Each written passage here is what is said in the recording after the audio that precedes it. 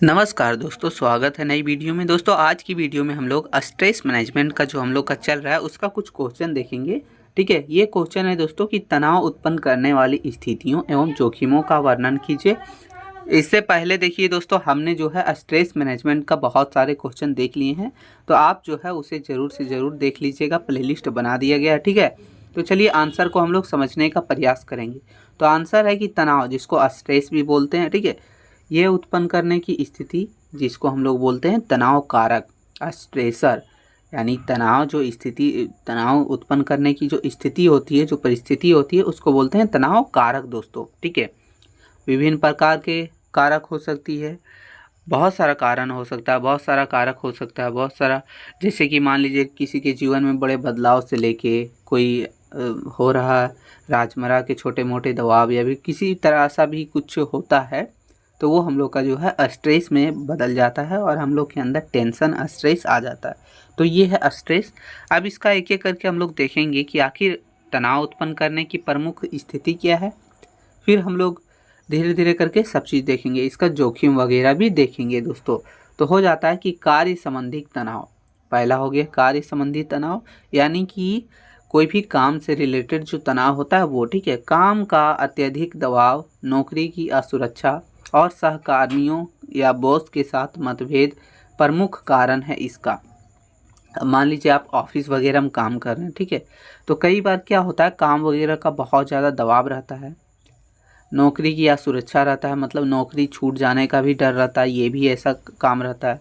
और कभी कभी बॉस या फिर जो है आपसे जो सीनियर हैं उनका बहुत ज़्यादा आपके साथ जो है मतभेद रहता है, तो जिसके कारण जो है ये भी तनाव उत्पन्न हो जाता है। तो ये एक पहला हो गया कारण। दूसरा हो गया वित्तीय समस्या दोस्तों।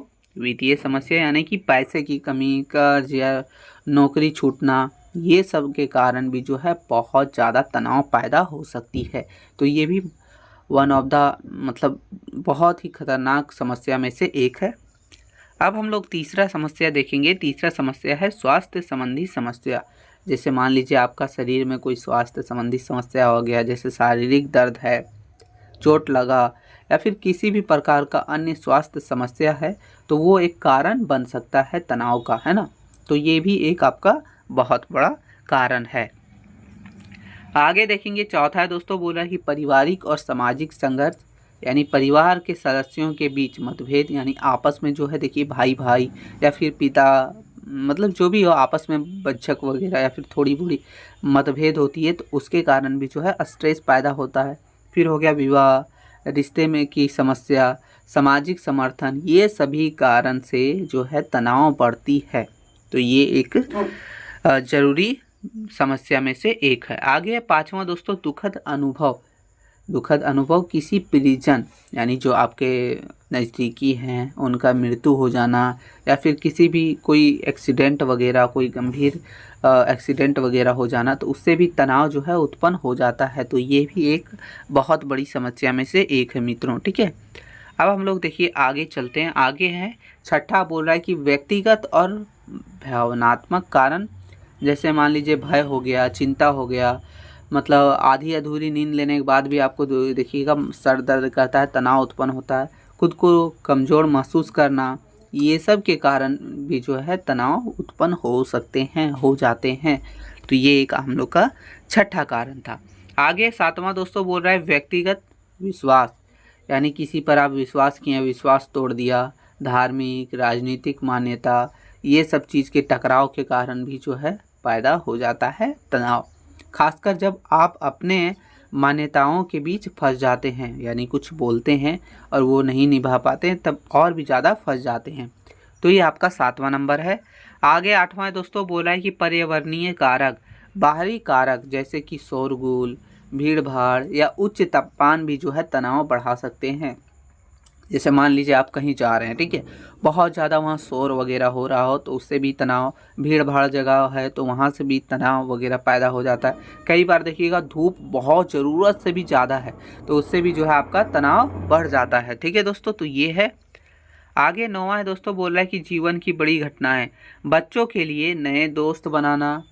अब मान लीजिए आप कहीं से एक जगह से दूसरे जगह प्रस्थान कर रहे हैं, या तो घर छोड़ के कहीं दूसरी जगह ले रहे हैं, तो उस जगह पे आपको नए दोस्त बनाना, स्कूल की परीक्षा देना, परीक्षा का भी टेंशन होता है, माता पिता का अलगाव, ये सब के कारण जो है बहुत ज़्यादा स्ट्रेस पैदा होता है। किशोरों में भी होता है, किससे? तो जलवायु परिवर्तन से, भेदभाव से, इन सभी मुद्दों से जो है तनाव बढ़ सकता है। ये भी एक बहुत बड़ा कारण है तनाव उत्पन्न होने के। तो ये आपका हो गया 9वां। तो ये हमने देखा जितने भी कारण, जितने भी स्थिति हैं तनाव पैदा होने के, वो हमने देख लिया। अब इसके जोखिम देखेंगे, यानी कि रिस्क, इससे क्या रिस्क हो सकता है, क्या जोखिम हो सकता है, हम देखते हैं अच्छे से। तो बोला है, देखिएगा, कोई भी चीज़ जो है लंबे समय तक या भी पुराना रहे तो वो जो है स्वास्थ्य के लिए हानिकारक होता है। वैसे ही स्ट्रेस है, ठीक है, ये अगर लंबे समय तक रहे, पुराना तनाव रहे, तो ये स्वास्थ्य और जीवन शैली पर कई नकारात्मक जोखिम डालता है, बहुत ज़्यादा रिस्क पैदा करता है। यह हमारे शारीरिक, मानसिक और व्यवहारिक स्वास्थ्य को भी प्रभावित करता है। तो कैसे करता है, हम एक एक करके नीचे समझेंगे, है ना। तो ये आप समझ सकते हैं। और देखिए दोस्तों, हम बार बार बोलते हैं, आप लोग को हम समझाते रहते हैं कि आप यहाँ से ज़रूर देखिएगा, लेकिन आप आंसर जब लिखिएगा तो थोड़ा सा अपने से भी बैठा के लिखने का प्रयास कीजिएगा, ताकि जो है ना और भी आंसर आपका अच्छा लगे देखने में, और एग्जामिनर जो है अच्छे अच्छे मार्क्स आपको दे। तो देखिए, पहला हो गया शारीरिक जोखिम, हम लोग देखेंगे, ठीक है। इससे शारीरिक जोखिम, शरीर पर क्या असर पड़ता है, तो देखिए, हृदय रोग, तनाव से क्या होता है, आपका जो है ब्लड प्रेशर, जिसको रक्तचाप बोलते हैं, वो बढ़ जाता है, जिससे दिल का दौरा हो गया, स्ट्रोक हो गया, ये सब का खतरा बढ़ जाता है। तो ये सब आप सुने भी होंगे, बहुत सारे जैसे बुजुर्गों में सुने होंगे, ऐसा भी होता है ना। दूसरा हो गया मधुमेह, जिसको बोलते हैं शुगर, नॉर्मल आप लोग बोलते हैं शुगर बीमारी, मधुमेह, ठीक है, तो वही हो गया। ये लंबे समय तक अगर तनाव आपके शरीर में है बहुत ज़्यादा, तो ये जो है ग्लूकोज का उत्पन्न करता है, जिससे जो है टाइप 2 मधुमेह का खतरा होता है। तो ये आपका मधुमेह भी जो है पैदा कर सकता है, इससे ये भी रिस्क है। तीसरा हो गया पाचन तंत्र। आप देखिएगा, तनाव से जो है पेट खराब होना, ये नॉर्मल बात है। एक एग्जांपल ले लीजिए, मान लीजिए आप आधी अधूरी नींद लिए हैं, अच्छे से खाना वगैरह नहीं खाए हैं टेंशन से, तो ये ज़रूरी आपका होगा ही होगा, है ना। साथ ही साथ पेट का अल्सर हो सकता है, चिड़चिड़ापन, आंत्र डिन सिंड्रोम, ठीक है, आंत्र सिंड्रोम जैसी समस्याएं हो सकती है। तो ये पाचन तंत्र भी आपका गड़बड़ा सकता है। फिर चौथा हो गया मांसपेशियां। तनाव के कारण मांसपेशियां जो हैं अकड़ जाती है, जिससे सिर दर्द, पीठ और गर्दन, ये सब भी दर्द होने लगती है। आप कई बार देखे होंगे, जब स्ट्रेस लेते हैं तो आपका सिर दर्द तो होना ही होना है, लेकिन साथ ही साथ पीठ, गर्दन वगैरह भी पूरा दर्द होने लगता है ना। तो ये आपका एक समस्या है दोस्तों, रिस्क है। पाँचवा हो गया प्रतिरक्षा प्रणाली। बहुत ज़्यादा लंबे समय तक आपका अगर तनाव रहा तो आपका जो प्रतिरक्षा प्रणाली का दबाव बन सकता है, ठीक है, जिससे संक्रमण का खतरा बढ़ जाता है। तो ये आपका हो गया। तो ये हमने देखे शारीरिक जोखिम। अब देखेंगे मानसिक और भावनात्मक जोखिम। दोस्तों देखिए, ये क्या है आखिर। तो पहला हो गया अवसाद और चिंता। पहला हो गया अवसाद और चिंता, यानी कि आप देखिएगा चिंता वगैरह लेना। तो देखिए, तनाव, अवसाद और चिंता के विकारों का एक प्रमुख कारण बन जाता है। तो ये पहला हो गया। दूसरा है एकाग्रता और स्मृति, यानी तनाव से ध्यान केंद्रित करने और समस्याओं को हल करने की क्षमता कम हो जाती है। जैसे कि मान लीजिए आप पढ़ रहे हैं, ठीक है, और टेंशन में हैं, तो आप देखिएगा किसी एक काम पर जो है आप अपना ध्यान केंद्रित नहीं कर सकते हैं। किसी भी समस्या का हल निकालने की क्षमता आप में कम हो जाती है। आप सही से सोच नहीं पाइएगा तो आपका काम भी जल्दी हल नहीं होता है, कोई समस्या हल नहीं होता है। तो ये हो गया, ठीक है।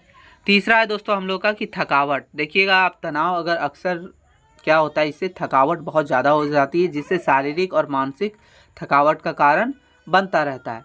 चौथा हो गया अन्य व्यवहारिक समस्याएं, जिसमें तनाव से चिड़चिड़ापन, प्रेरणा की कमी या सामाजिक रूप से अलग थलग महसूस करना भी हो सकता है। तो ये आपका एक बड़ा कारण हो गया, ठीक है। तो ये सब जोखिम होता है दोस्तों तनाव से। अब हम लोग देखेंगे दोस्तों निष्कर्ष, इसका देख लेते। तो निष्कर्ष देखिए, आप अपने मन से भी लिख दीजिएगा, जैसे कि हमने लिखे हैं कि हमें तनाव को जड़ से ख़त्म करने की कोशिश करने के बजाय पहचानना होगा कि यह कब हो रहा है और क्यों हो रहा है। इसे प्रतिवादित करने के लिए सक्रिय कदम उठाना होंगे, ताकि हमारे स्वास्थ्य को बर्बाद ना करे। यानी कि देखिए, तनाव जो है उसे जड़ से ख़त्म वैसे भी किया नहीं जा सकता, ये चीज़ आप ध्यान रखिएगा, ठीक है। तो इसको ख़त्म करने के बजाय आपको पहचानना होगा कि आखिर किस कारण से जो है तनाव उत्पन्न हो रहा है, कब हो रहा है, ये सब आप जानकारी लीजिए, इसको एक्टिव तरीके से इसका कदम उठाइए कि आखिर कैसे रोका जाए और उसे रोकने का प्रयास कीजिए। ठीक है, तो ये आपका रहा तनाव के जोखिम, उसकी स्थिति। तो हर एक चीज़ हमने देखा इस वीडियो में दोस्तों। तो वीडियो जैसा भी लगा हो आप लाइक करके कमेंट करके ज़रूर बताइएगा। मिलते हैं नई वीडियो में, तब तक के लिए जय हिंद दोस्तों।